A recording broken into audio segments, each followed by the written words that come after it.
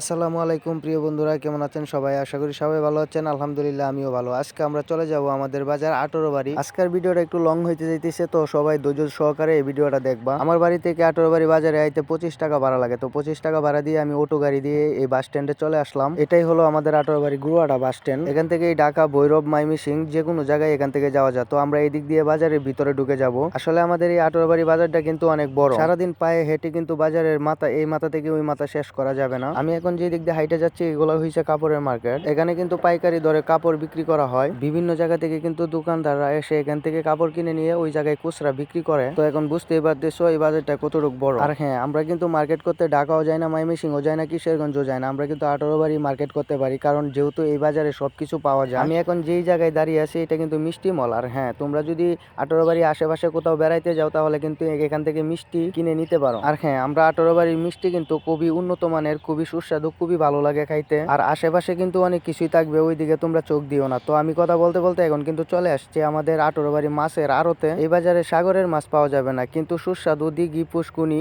ও নদী নালা মাছ কিন্তু পাওয়া যায়। খুবই সুস্বাদু মাছগুলা পাওয়া যায় এখানে। আজকে কিন্তু বাজারের দিন না, তারপরেও কিন্তু প্রচুর পরিমাণে মাছ হচ্ছে। যে কোনো টাইমে আসলে তুমি মাছ কিনে নিতে পারবা। এখানে পাঙ্গাস মাছ বিক্রি করা হচ্ছে। আমার কাছে সব থেকে একটা জিনিস ভালো লাগে, গ্রাম অঞ্চলের দোকানগুলা যে বসে না একদম গ্রাম্য পরিবেশে, আমার কাছে অনেক ভালো লাগে দেখতে। আজকে কিন্তু বাজারের দিন না, তারপরেও কিন্তু অনেক কিছু রয়েছে এখানে। সপ্তাহে ২ দিন বাজার জমে, শুক্রবার আর সোমবারে। এখানে যা দেখতেছো আলু, সিম, শাকসবজি সবই কিন্তু অর্গানিক, সবই কিন্তু ক্ষেতের, গৃহস্থের সবকিছু দেখতেই পারতেছো। এই বুড়া বুড়া লোকেরা কিন্তু নিজেরা তৈরি করে, নিজেরা মারায়, তারপরে কিন্তু আইনা বাজারে বিক্রি করে। দুঃখের বিষয় কি, যারা শহরে থাকে তারা কিন্তু টাটকা জিনিসগুলা খাইতে পারে না। আমরা যারা গ্রামে থাকি তারা কিন্তু একবারে অর্গানিক টাটকা জিনিসগুলাই আমরা খাই, কোনো ফরমালিন কোনো কিছু যুক্ত নাই। গ্রামের মানুষের মনটা যেরকম পরিষ্কার, এরকম কিন্তু শাকসবজিগুলোও একদম পরিষ্কার, তাতে কিন্তু কোনো সন্দেহ নাই। দিন শেষে দেখলাম একটা জিনিসই, আমরা গ্রামের মানুষরাই অনেক সুখী। এখানে কিন্তু একদম টাটকা গৃহস্থের হলদি মরিচ পাওয়া যায়। আমরা মানুষগুলাও যেরকম চলিট, আমরা কিন্তু খাওয়া দাওয়া গুলাও চলিটই করি। যাই হোক, তোমাদের সাথে কথা বলতে বলতে পেটে প্রচুর পরিমাণে খিদা পাইছে। তো আমাদের ১৮ বাড়ি আর একটা রেস্টুরেন্ট হয়েছে নতুন,